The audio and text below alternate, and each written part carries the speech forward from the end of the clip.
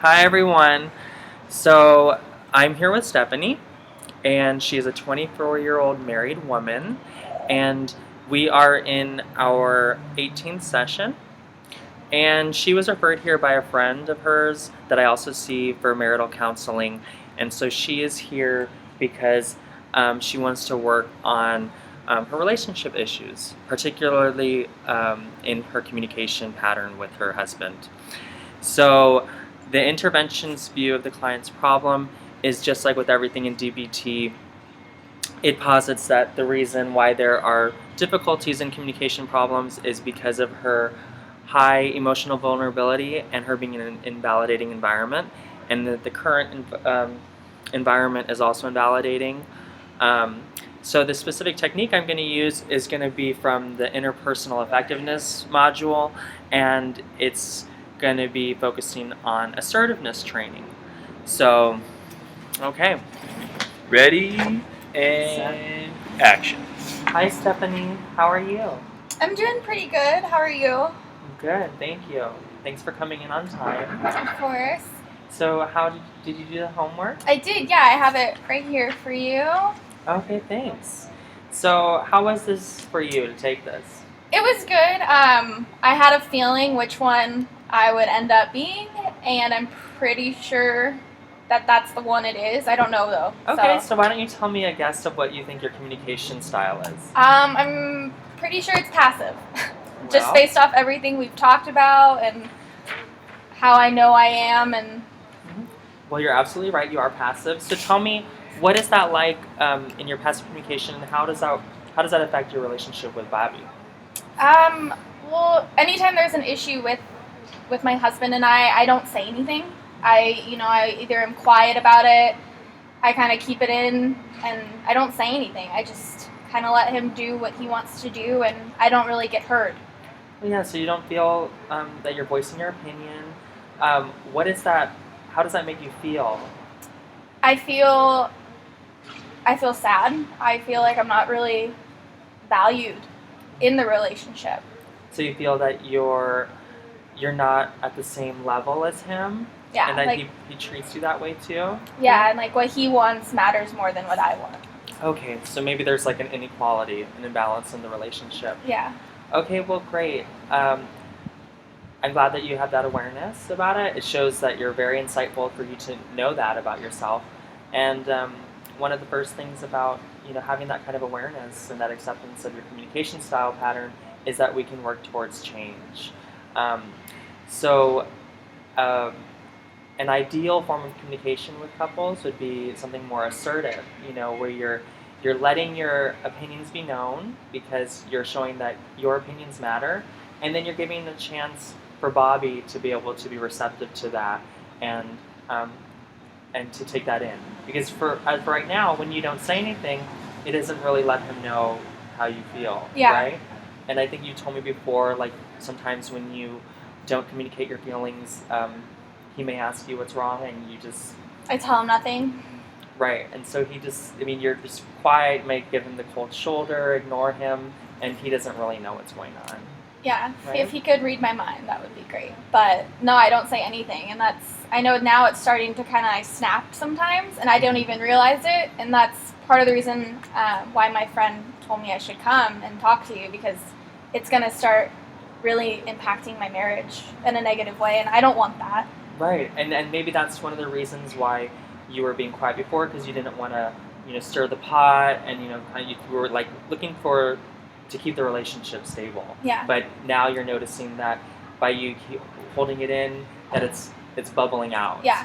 Okay, and that kind of communication turns into like passive aggressive, like the snappiness, the lashing out. Yeah. So we're definitely going to move towards making it more assertive. Okay. It's the healthiest form of communication. You Okay. ready to do that with me? I'm ready. Okay, great.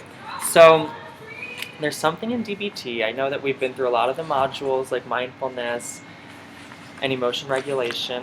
So there's one thing that we do. It's called Dear Man. It's an interpersonal effectiveness skill. Do you want to go and read that for me out loud, please? Sure. So this skill is designed to help you accomplish a task or ask for help. So D, describe what is wanted. E, encourage others to help. A, ask for what is wanted. are reinforce others. M, mindfully present in the current moment. A, appear confident. And negotiate with others. Right. So the thing is with assertiveness, it's about expressing your own feelings, and we like to say it in using language of I statements. Okay. So I think you told me before, like when you'd come home from dinner or come home from work, and you were hoping that dinner would be made.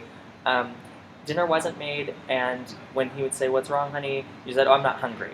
Right? Yeah, Can you I would. expound Yeah, upon that? either I'm not hungry, or if he hadn't even started cooking, I would just end up cooking, and he'd been home for a couple hours, so it just didn't make sense. Or if he asked me, like, while he started dinner, if I wanted anything different, I just would go along with whatever. Right. So you held in what you really thought, and it upset you. You were frustrated. Yeah. So with the I statements, we're gonna work on, like, let's say if you came home one time and you thought dinner would be made, and so you're gonna let him know how you felt, like what it made you feel, saying I. So Okay. how do you think you could say that? So I could say, Bobby, I feel hurt when I come home after a long day and dinner isn't ready or even started. Yeah, and you say, and so you're expressing your feeling, and you can say that how would you say, like, what you expect him to do, like. I feel that since you were home for a few hours, you could have at least started making dinner or had an idea of what you wanted to do for dinner if you wanted to go out. Perfect. So go ahead and write that on the way that you can Okay. describe what you want.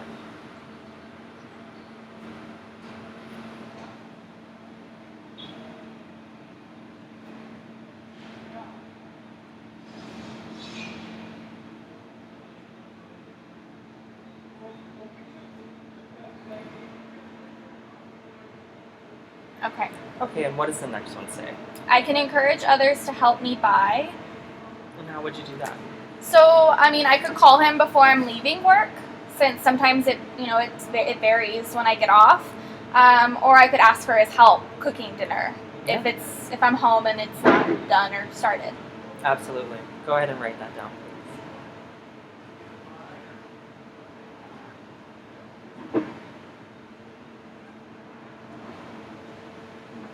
Okay? And how about the next one?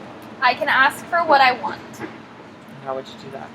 So I can ask him to have dinner ready when I get home from a long day at work. And more importantly, when you're asking that, in what kind of manner would you be asking? I would be nice about it. I'd ask please and Or say respectful? thank you. Yeah, be respectful. Definitely. Go ahead and write that down.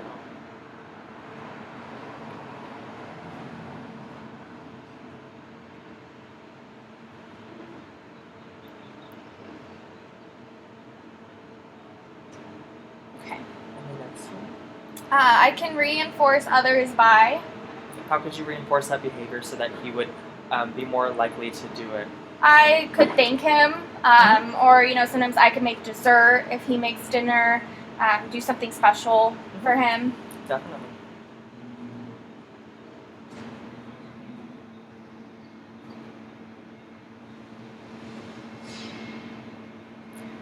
And the next one? I can be mindfully present in the current moment by. How do you think you'd do that? So I could be more aware of when I do come home and if I'm upset because dinner's not ready, or if I'm angry, and talk to him about that and be okay with feeling that way. Right, you be mindful of your emotions and then mindful of being assertive communication then. And do it then in that moment, not Mhm. put it off. Right. Okay.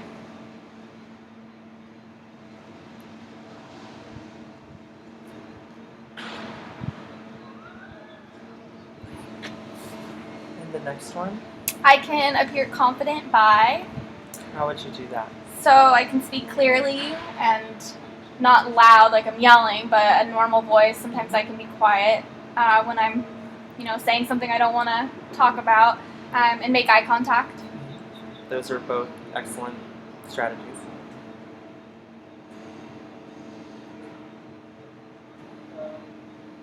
And last but not least, I can negotiate with others by. so how would you do that? Compromise. So I can arrange to take him on a date night sometimes, or like go shooting. He likes to go shooting. That's fun. I could cook for him on the weekends, or if I get off early, surprise him and take him out to eat or something like that. I think that's fair, and that's an awesome idea.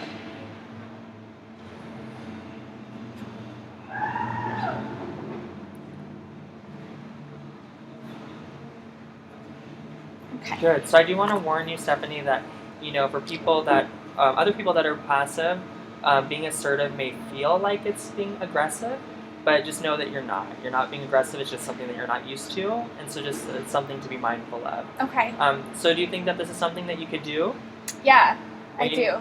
Great. So our session's ending pretty soon, and dinner's going to be either on the table or not. But it's a great time to practice our skill today. Do you think you could try? I will. Yeah, I will try. And great, and try and practice in between session too, and Okay. then we can talk about it next week. Okay, sounds great. Thank you so Great. much. You're welcome. Have a great day. You too.